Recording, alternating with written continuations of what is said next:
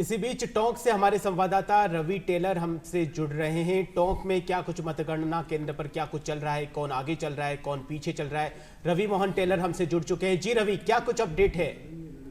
अभी की जो अपडेट है वो यही अपडेट है कि सचिन पायलट जो पहले राउंड में 240 वोट से पीछे हुए थे, दूसरे राउंड में आगे हो गए। लगभग 1000 वोटों की लीड ली है उन्होंने। अगर जिले की बात करें हम 4 विधानसभा सीटों की, तो 2 विधानसभा सीटें हैं जहां पर कांग्रेस आगे है और 2 विधानसभा सीटें हैं जहां से बीजेपी आगे है। बीजेपी देवली उनियारा में आगे है इस समय। वहीं मालपुरा जो सीट है वहां से भी बीजेपी के प्रत्यक्ष कन्हैयालाल चौधरी आगे। 2 राउंड की मतगणना हो चुकी है। सचिन पायलट जो है पहले राउंड में जब पिछड़े तो कहीं ना कहीं एक निराशाजनक खबर थी कांग्रेस कार्यकर्ताओं के लिए, लेकिन दूसरे राउंड में जो है उन्होंने कवर किया है और लगभग 1000 वोट की वो लीड ले चुके हैं। जी रवि, वहां पर जो कांग्रेस कार्यकर्ता है उनमें कितना कुछ जोश है? जी, क्योंकि पहले सचिन पायलट पीछे थे, अब आगे चल रहे हैं जैसा आपने बताया है।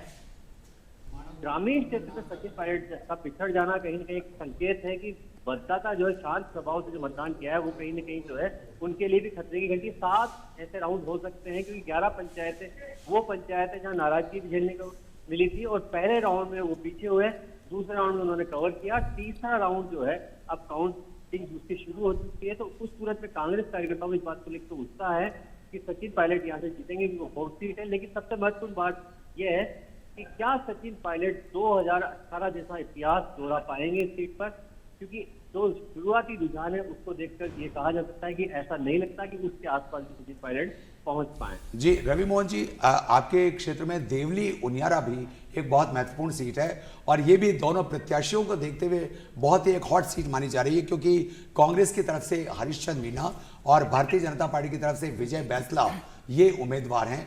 क्या आपके पास अभी तक देवली की कोई अपडेट है कि इन दोनों में से किसकी जीत, किसकी रुझान आगे चल रहा है?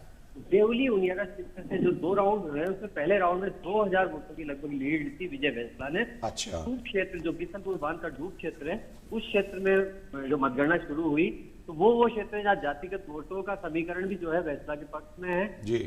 दूसरी वर्ष 3 से 4 राउंड ऐसे रहने वाले हैं, क्योंकि हमेशा उस चीज का इतिहास रहा है कि शुरू के जो 5 से 6 राउंड होते हैं वो डूब क्षेत्र के राउंड होते हैं। उन क्षेत्रों के अंदर जातिगत जो है गुर्जर बाहुल्य गाँव है, तो उस सूरत में वहां से शुरुआती बढ़त विजय बैंसला ने ले ली है।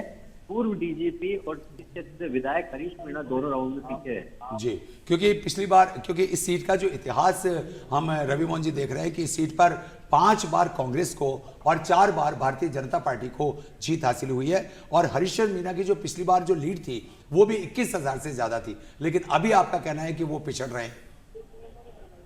जैसे जैसे जो राउंड आगे बढ़ेंगे वैसे जो रुझान और मतगणना जो जारी रहेगी, हाँ, क्षेत्र बदलते जाएंगे। तो हम आपको बता दें कि विजय सिंह बैंसला, किरोड़ी सिंह बैंसला जो गुर्जर आंदोलन के एक मुखिया के तौर पर जाने जाते हैं, उनके पुत्र हैं और पहली बार चुनाव लड़ रहे हैं और इस बार उन्होंने हरीशचंद्र मीना से को इस बार उन्होंने शिकस्त देने के अभी तक रुझान सामने आ रहे हैं। जी विकास। जी रवि मोहन टेलर जी, बहुत बहुत धन्यवाद हमसे जुड़ने के लिए। आगे की जानकारी भी हम आपसे लेते हुए रहेंगे।